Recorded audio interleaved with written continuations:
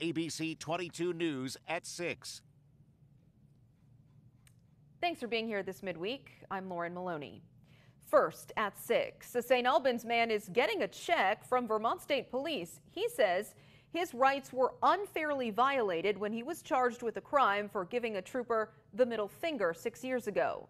The ACLU was also involved here. ABC 22's Malachi Flynn talked with lawyers who fought for this settlement. Malachi is now live in the newsroom.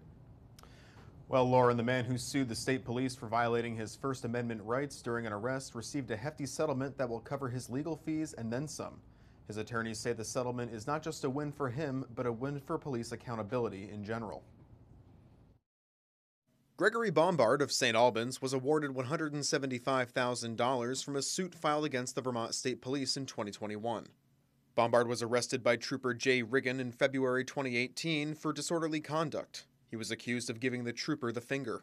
The Foundation for Individual Rights and Expression and the American Civil Liberties Union say Riggin violated Bombard's First Amendment rights, which makes his victory in court impactful for all.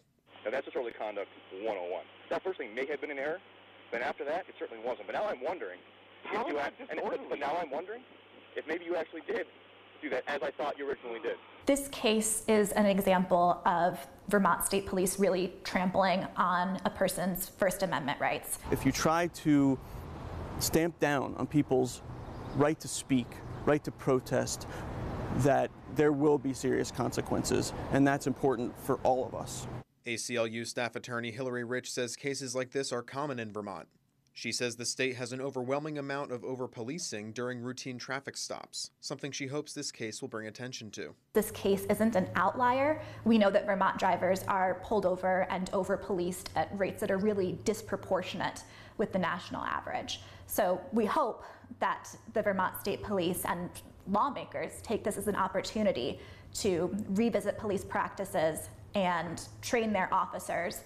Rich and Jay Diaz also say the lawsuit led to the discovery that Vermont state troopers are not trained to recognize people's First Amendment rights, with no definitive First Amendment policy.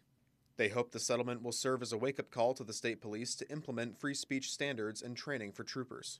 The Vermont State Police does not have a general First Amendment training or general First Amendment policy, so troopers are not fully aware, so it's no surprise that this happened. Our hope from this case is that this forces a reckoning that our constitutional rights are broader than what's currently in Vermont policy.